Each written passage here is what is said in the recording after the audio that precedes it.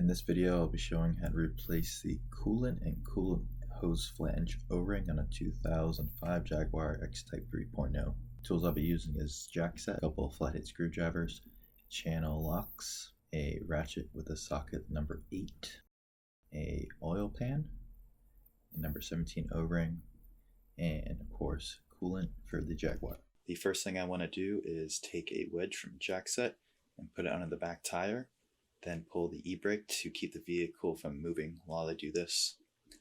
Then I'll take a jack and jack up the vehicle on the frame and get a jack stand in place. I want to jack the vehicle up enough so I can have access to the coolant plug here on the bottom.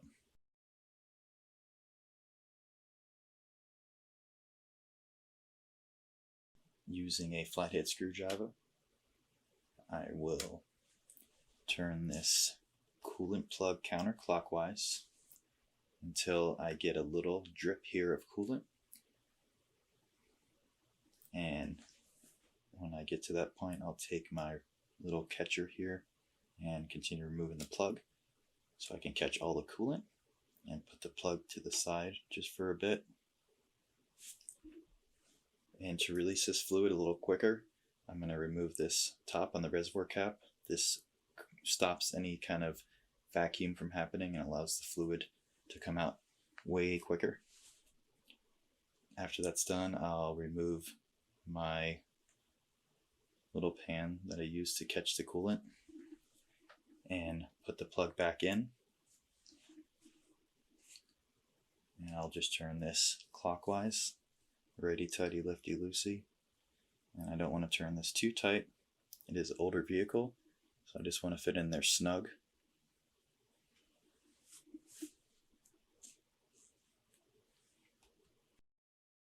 And that should be good.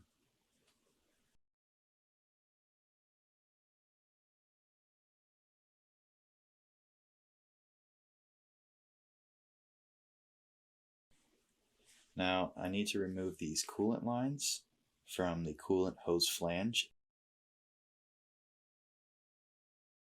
So what I do is take some channel locks and I'll remove these hose clamps, and then I'll come in with a flathead screwdriver and dig under the hose just to kind of get it to break its bond that it's had on here.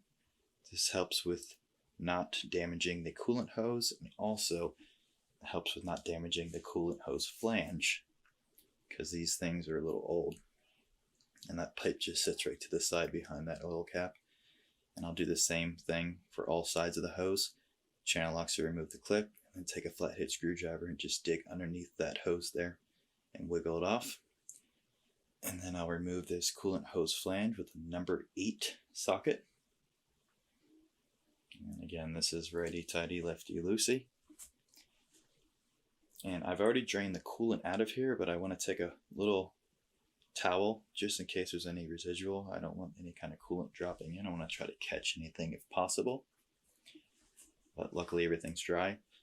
And this flange has an O-ring on it. If you look at it, you'll see it's deteriorated. And got to replace this O-ring. Now, I had to try to find this O-ring. I finally came across a form that had this O-ring. People said they bought from Home Depot. It's a number 17 1/16 outside diameter. And since I put this in, I have had no issues at all. And you can kind of eyeball this to see if it matches up. And it does, so that just goes right on there.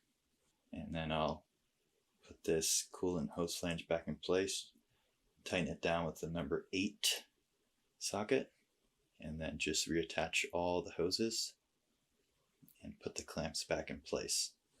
Just basically the reverse of what we did to take everything out. Remove my jack set. Since we have already drained the coolant, we need to add new coolant. Get the correct coolant for your vehicle, because if you do not, you could have some issues. So this is pretty simple, straightforward. Go ahead and pour the coolant into your reservoir as high as you can without it overflowing. You might want to get a rag or something to catch any spillage that might happen. So we are above the minimum line. Now this coolant will not go down all by itself. You actually have to start the vehicle and run it for several minutes. So we'll get the vehicle started.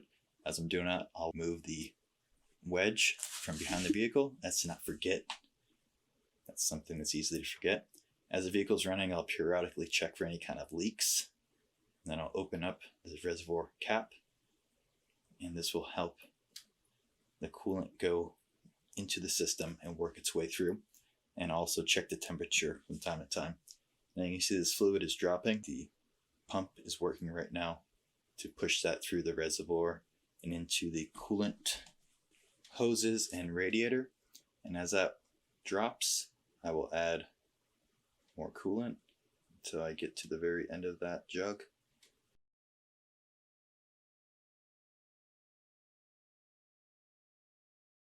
And you can see here that we're at that minimum mark.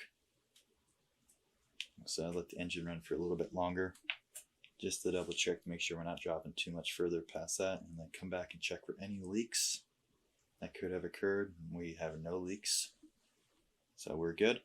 I hope you found this video helpful. Thank you for watching. Please like, comment, and subscribe.